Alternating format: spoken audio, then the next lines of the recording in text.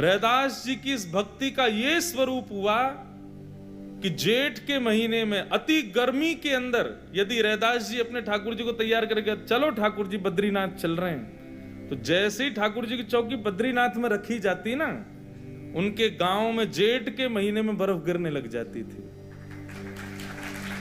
गांव के लोग जेठ के महीना में 100 लोड के घूमते। कोई पूछता कहाँ गए हो, बोले जरूर रैदास के ठाकुर जी आज बद्रीनाथ गए होंगे, यही मारे बर्फ गिर रही है।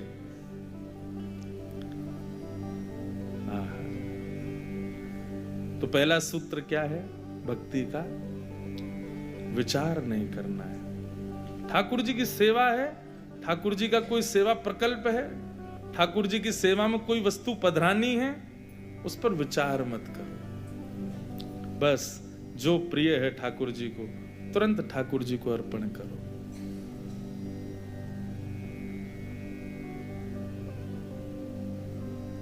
आज्ञा गुरुणाम अविचारणीया।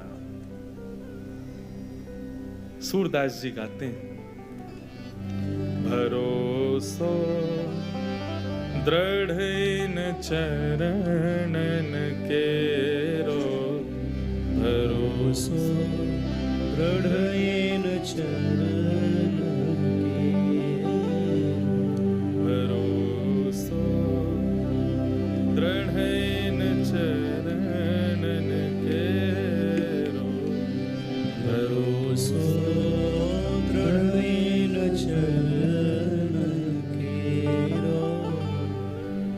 श्रीवल्लभ नख चंद्र छटा बिन, श्रीवल्लभ नख चंद्र छटा बिन, श्रीवल्लभ नख चंद्र छटा बिन, श्रीवल्लभ नख चंद्र छटा। सब जग माही अंधेरो, सब जग माही अंधेरो, भरोसो दृढ़ इन चरणन केरो, भरोसो दृढ़ इन चरणन केरो। भरोसा। बंधुओं, लोग दीक्षा ले लेते हैं गुरुदेव से, पर दिशा नहीं ले पाते। हमारे मायने में दिशा ज्यादा जरूरी है, दीक्षा ना भी हो चलेगा। लोग गुरु मंत्र ले लेते हैं, स्वरूप ले लेते हैं, कंठीमाला ले लेते हैं, लेकिन अपने गुरु की बताई एक बात नहीं करते अपने जीवन में। ऐसे दीक्षा का क्या फायदा? गुरु आज्ञा सर्वोपरि। गुरु आज्ञा भगवान की भक्ति में और पुष्टता लाएगी। हम भक्त चरित्र सुनने तो बैठे हैं, लेकिन भक्त चरित्र सुन के केवल आपको और मुझको संतोष हो जाए उससे काम नहीं चलेगा। वो भक्त चरित्र सुन के हमारे जीवन में भी वैसी भक्ति के कुछ प्रभाव प्रकाश पड़े, ये चाहते हैं। आज्ञा गुरुणाम अविचारणीया।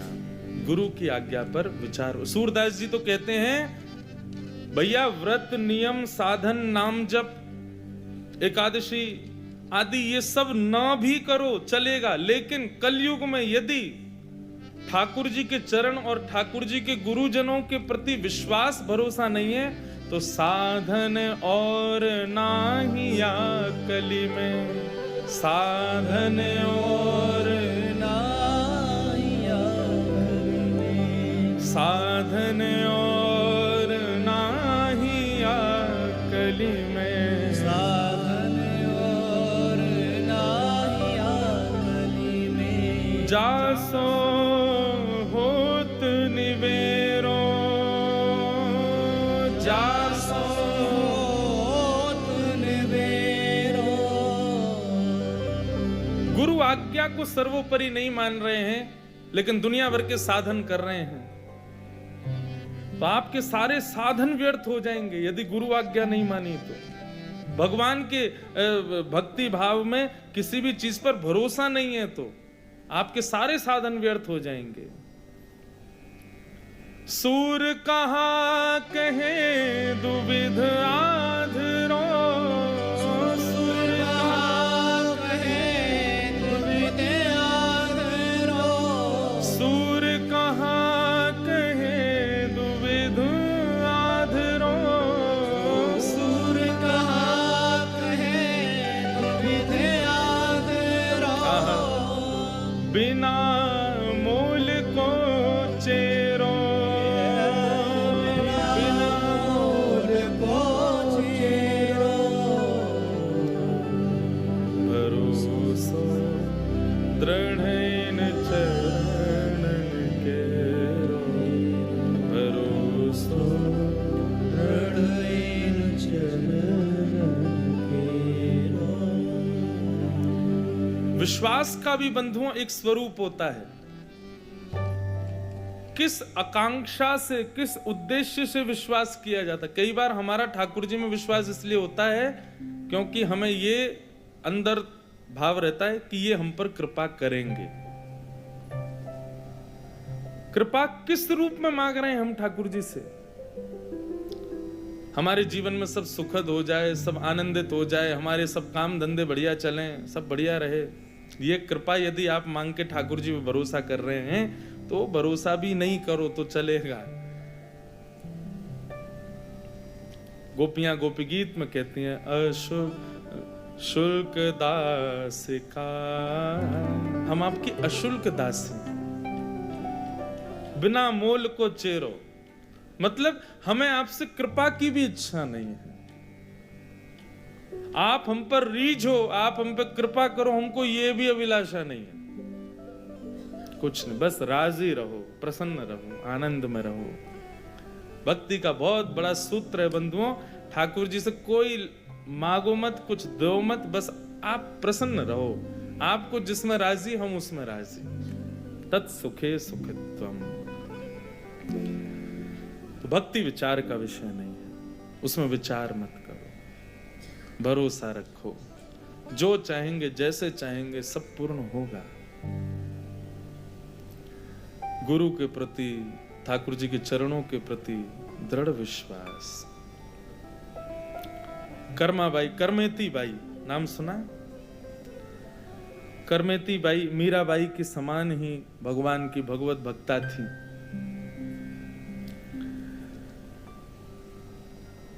ब्याह जिस दिन था ना करमेती बाई का, उसी दिन चली गई वृंदावन। माता पिता की बात मान करके पहले तो मना किया नहीं ब्याह के लिए, लेकिन जिस दिन ब्याह था उस दिन मन में विचार करने लगे, कैसे किसी अन्य का वर्ण कर लूं मैं, और वो भी ऐसों का वर्ण जिनमें भक्ति का एक लक्षण तक नहीं। आजकल हम लोग वर्ण करते हैं तो क्या देखते हैं, बुरा नहीं मानिएगा, चाहे कन्या वर का वर्ण करे, चाहे वर कन्या का वर्ण करे, हम दो चार चीजें देखते हैं। एजुकेशंस कैसी हैं, परिवार कैसा है, रूप कैसा है, धन कितना है। कभी ये विचार किया, बायोडाटा में मैंने तो किसी के में लिखा नहीं देखा कि भैया हर महीने वृंदावन जाना है, इतनी भक्ति है, 10 माला रोज करती है कन्या। कभी बायोडाटा में लिखा? यहाँ जितने भी भाई लोग और बहन लोग बैठे हैं जिनके ब्याह नहीं हुए हैं, अपने बायोडाटा में ये मेंशन करवाना आप कितनी माला करते हो। सारे जो ग्रेड्स लिखते हैं ना कि उस कॉलेज में पढ़े, इस स्कूल में पढ़े, इतनी एजुकेशन आदि, वो जो भी है, और एक्सपीरियंस में भी लिखते हैं कि इस कंपनी में जॉब किया आदि आदि, बायोडाटा सब देखे हैं। उनमें सबसे ऊपर जहाँ पर ये एजुकेशन वाला आता है, क्या क्या पढ़ा है, करते हैं, हॉबीज क्या है, वो सब क्या है, वहाँ पे सब जगह ये मेंशन करवाना है कि बिटिया जो है वो रोज 11 माला करती है हरिनाम। और फिर एक्सपीरियंस में कहीं एक आध जगह राधा रमन जी की कृपा का भी उल्लेख कर देना। भाई साहब, यदि सामने वाला व्यक्ति वैष्णव नहीं होगा तो बायोडाटा से ही मना कर देगा कि हम इनके योग्य नहीं है। वैष्णव लक्षण हो तब स्वीकार किया जाए किसी व्यक्ति को। और ये पहले हिसार से ही प्रारंभ हो कि भाई हिसार से बायोडाटा आते हैं तो उनमें ये लिखा आता है कि कितने नाम जापक हैं, कितना वृंदावन जाते हैं, गुरु जी कौन हैं, घर में राधा माधव की सेवा होती है, यही हॉबी है बच्चों की, उन्हीं की सेवा में ही उनको सुख मिलता है। ये बातें हम कहाँ मेंशन करते हैं? हम केवल वो चीज दिखाते हैं जिससे सामने वाला प्रभावित हो जाए। यदि वैष्णव होगा सामने वाला तो वो इसी चीज से प्रभावित हो जाएगा। आपको पता है रुक्मणी जी ने भगवान को पत्र लिखा था। कभी ठाकुर जी मिले तो थे नहीं रुक्मणी जी से, लेकिन पत्र लिखा 7 श्लोकों में, और रुक्मणी जी ने सबसे पहली बात क्या लिखी कि श्रुत्वा गुणान भुवन सुंदर शृण्वतान्ते निर्विश्य कर्ण विवरै हरतोंगतापम।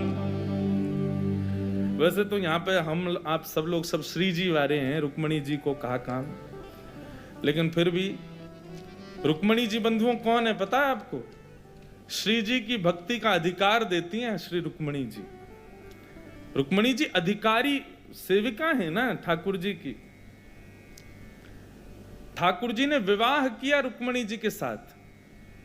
विवाह का मतलब पति की देखरेख, पति का ध्यान रखे, पति का सब संभाले आदि करे, वो सब तो करे, वो पत्नी है। श्री जी की देखरेख संभाल तो हमारे ठाकुर जी करते हैं, तो उनसे ब्याह थोड़ी होगा। वो तो सेवा करते हैं श्री जी की, वो तो अर्चना करते हैं श्री जी की। तो रुक्मणी जी को प्रणाम करने से श्री जी की सेवा मिलती है, ठाकुर जी की सेवा भी मिलती है। अब बड़ा विषय, उसके लिए पूरा मैं और विस्तार से कहूंगा एक दिन। रुक्मणी जी ने पत्र लिखा, और पत्र लिख के जब ब्राह्मण के द्वारा ठाकुर जी के पास भिजवाया, भगवान ध्यानस्थ बैठे थे, ब्राह्मण ने आगे कहा, बोले नाथ आपके लिए पत्र आया है। भगवान बोले पढ़ के सुनाओ। बोले निज पत्र हुआ तो? बोले कोई बात नहीं, ब्राह्मणों से वैसे भी क्या छुपा है, और हमारा छुपा रहता भी क्या है, सब तो पता चल जाता है सबको। कथा आती है राम जी और जानकी जी,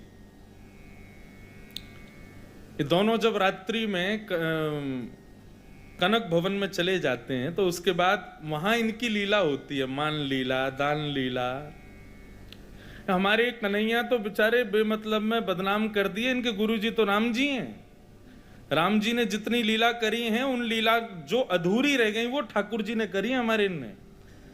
तो राम जी तो बड़े लीला पुरुषोत्तम, राम जी भी खूब है, लेकिन हाँ थोड़े संकुचित हैं, संकोची हैं। तो कनक भवन में आज रात में राम जी से श्री जी बोली, किशोरी जी, सीता जी, बोले कि आज कछु नयो करेंगे लीला में। बोले कहा करनो है? अच्छा लीला की बात आती तो हमारी ब्रजभाषा ही निकलती है, भले ही राम जी के चरित्र की हो। राम जी बोले क्या करेंगे? बोले आज एक काम करो, हम बनेंगी राम, तुम बनो सीता। राम जी बोले नहीं नहीं, ये सब उचित नहीं है, आप ऐसे ही रहो, हम ऐसे ही रहते हैं, ऐसी कोई नहीं। बोले नहीं नहीं नहीं, आज तो आप हमारा श्रृंगार करो और हम आपका धनुष बाण और मुकुट धारण करेंगे। नहीं मानी श्री जी, तो फिर राम जी मान गए, बोले ठीक है करेंगे। तो पहले तो श्री जी राघव के वेश में आई, किशोरी जी, सीता जी। उनको देख करके राम जी बड़े आनंदित हो गए, वाह आप बड़ी प्यारी लग रही हो, बड़ी सुंदर लग रही हो, नजर उतारी। श्री जी बोले अब आप जाओ, अपना श्रृंगार करके आओ। तो राम जी गए, और राम जी जैसे ही श्री जी को रूप धारण करके आए ना, तो श्री जी को मूर्छा आ गई, नेत्र बंद होने लगे, गिरन लगी। राम जी ने संभाली, कहा भाई? बोले कि आप या तो कोई काजल आदि कैसे भी रूप बिगाड़ के आओ अपना, नहीं तो हम देख नहीं पा रहे हैं, इतने सुंदर लग रहे हो आप कि हमें मूर्छा आ जाएगी अभी। तो फिर राम जी थोड़ा काजल बिगाड़ के आए, तब सीता जी ने उनको निहारा। क्यों? बोले आप पूर्ण व्यवस्थित श्रृंगार में रहोगे तो हम देख ही नहीं पाएंगे आपको। तो राम जी बेचारे अपने काजल वाजल बिगाड़ के आए, तब सीता जी बोले हाँ अब ठीक है। तो रात्रि में आज किशोरी जी राम जी बनी है और राम जी किशोरी जी बने। लेकिन बंधुओं, यहाँ कनक भवन के भीतर की लीला कोई और तो है नहीं, लेकिन बाहर सरजू जी के तट पर बैठे हुए गुरु वशिष्ठ वो नेत्र बंद करके रात भर श्री जी और ठाकुर जी का स्मरण करते थे। भले ही सूर्योदय के बाद गुरु रूप में रहते थे, लेकिन रात्रि में वो अपने भक्ति भाव में आ जाते थे। तो रात्रि में आज जैसे ही उन्होंने ध्यान लगाया, नेत्र बंद किए, तो क्या देखा, राम जी तो गोरे हो गए हैं और श्री जी जो है सांवली हो गई हैं। क्यों? बोले आज तो अदला बदली हो गई ना। अंतःपुर का दर्शन उनको जैसे ही ध्यान में हुआ तो वो तो विचलित हो गए। बोले ये क्या हुआ? ये मुकुट पहन के धनुष धारण करके राम जी बड़े गोरे गोरे घूम रहे हैं और हमारी जानकी जी आज सांवली हो गई हैं। ये परिवर्तन कैसे हुआ? थोड़ी बहुत देर तो उन्होंने दर्शन किया, लेकिन उनके मन को समझ नहीं आया कि हो क्या रहा है।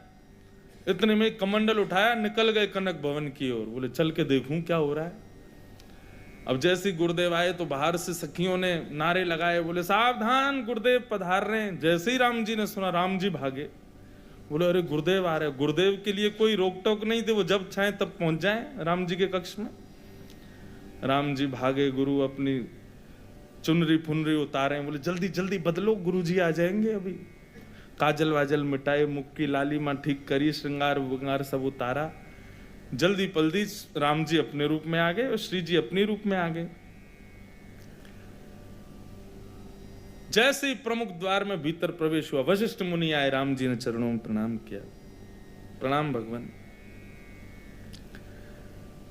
वशिष्ठ जी बोले हम देखने आए थे। बोले क्या गुरुजी कोई दिक्कत? नहीं दिक्कत नहीं, बस याद आ रही थी आप दोनों की, तो हमने कहा चलो देख लें चल के, सब ठीक तो है। लेकिन वशिष्ठ जी अपनी आंखें गाड़ के दोनों को देख रहे, कुछ तो गड़बड़ है। अंत में सब ठीक निकला तो वशिष्ठ जी वहां से जाने लगे, तो जाते जाते उनकी दृष्टि गई राम जी की मांग पे, जो कि भरी हुई थी। और जैसे ही राम जी की मांग देखी, उसे वशिष्ठ जी मुस्कुरा गए। राम जी ने देखा ये कहाँ देख रहे हैं, और जैसे ही ऐसे क्यों? बोले गुरु जी सब कृपा आपकी। नहीं नहीं आप लोग रहो, हम निकलते हैं। गुरु जी चरणों, आप किसी से कहना मत, आप तो अंतर्यामी हैं, माँ को मत बता। कोई बुराई नहीं, लेकिन सब परिहास करेंगे, आप किसी से कहना नहीं। वशिष्ठ जी के नेत्र सजल हो गए। राम जी कितने भोले हैं, हृदय से लगा लिया। और आप चिंता मत करो, हम किसी से नहीं कहेंगे। और वशिष्ठ जी ने ऐसी छुपाई बात की, आज हिसार में मंच पे हम सुना रहे हैं आपको, पूरी दुनिया को पता चल गई। ठाकुर जी की कितनी भी निज लीला हो, छुपी तो रहती नहीं है, सब पता चल जाता है सब लोगों को। कितनी भी अंतरंग चर्चा हो ठाकुर जी की, कोई छुपी है तो